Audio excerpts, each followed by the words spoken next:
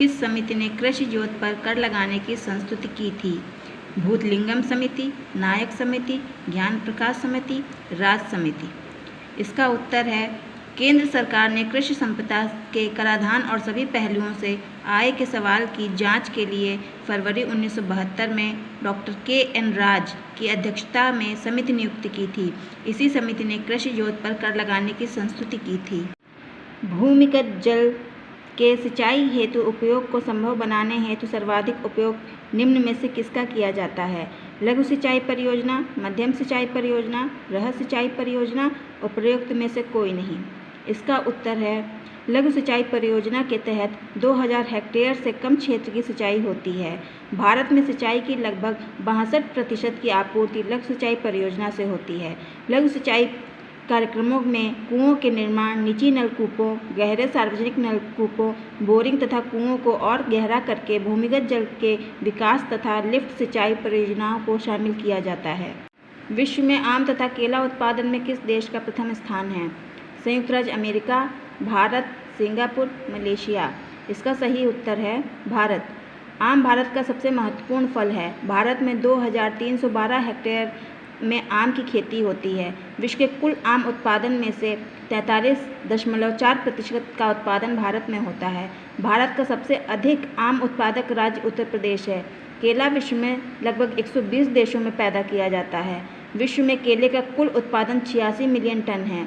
भारत विश्व में केला उत्पादन में प्रथम स्थान रखता है। विश्व के कुल केला उत्पादन में 33% हिस्सा भारत का होता है। देहरादून स्थित फॉरेस्ट सर्वे ऑफ इंडिया संस्थान द्वारा कितने वर्षों के अंतराल पर देश में वनों की स्थिति पर रिपोर्ट प्रकाशित की जाती है? 2 वर्ष, 3 वर्ष, 5 वर्ष अथवा 10 वर्ष। इसका सही उत्तर है देहरादून स्थित फॉरेस्ट सर्वे ऑफ इंडिया संस्थान द्वारा प्रति 2 वर्षों के अंतराल पर देश में वनों की स्थिति पर रिपोर्ट प्रकाशित की जाती है। यह रिपोर्ट वर्ष 1987 से भारतीय वन सर्वेक्षण द्वारा प्रकाशित की जाती है। खेती के साथ पशुपालन करना कहलाता है मिश्रित फार्मिंग, एकल कृषि, डेयरी फार्मिंग, ट्रक कृषि। इसका सही उत्तर है मिश्रित फार्मिंग।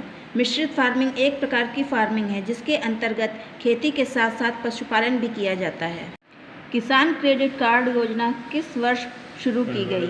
1991, 1996, 1998, 2000। इसका सही उत्तर है किसान क्रेडिट कार्ड योजना की शुरुआत अगस्त 1998 में की गई। यह स्कीम संस्थानिक ऋण तक किसानों की पहुंच की एक महत्वपूर्ण तथा प्रभावी पहल है। यह किसानों को व्यापारिक बैंकों, सहकारी बैंकों तथा क्षेत्रीय ग्रामीण बैंकों से ऋण लेने की सुविधा देता है। इस स्कीम की व्यवस्था नाबार्ड द्वारा होती है। स्कीम का क्रियान्वयन तथा इसके अंतर्गत किसानों को ऋण देने में सर्वाधिक भागीदारी व्यापारिक बैंकों की है। आधुनिक कृषि प्रथाओं के संबंध में फर्टिगेशन का आशय क्या है? यह उर्वरकों का सीधे फसल की सिंचाई प्रणाली में उपयोग है। यह सिंचाई प्रणाली में जैव न्यूनीकरण खादों को उपयोग करने की प्रक्रिया है। यह कंपोस्ट का प्रयोग कर मृदा की उर्वरता में सुधार करने की प्रक्रिया है। यह ऐसी परिस्थिति है जब उर्वरकों की अतिरिक्त मात्रा पर्यावरणीय संकट उत्पन्न कर देती है।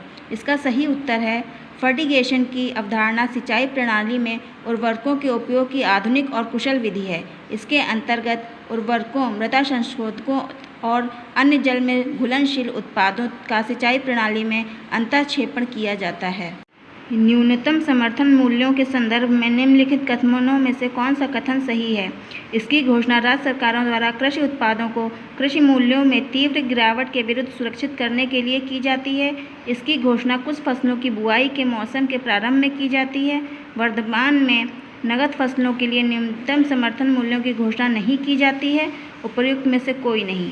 इसका सही उत्तर है न्यूनतम समर्थन मूल्य MSP कृषि मूल्यों में किसी तीव्र गिरावट के विरुद्ध कृषि उत्पादकों को सुरक्षित करने के लिए भारत सरकार द्वारा बाजार हस्तक्षेप का एक रूप है।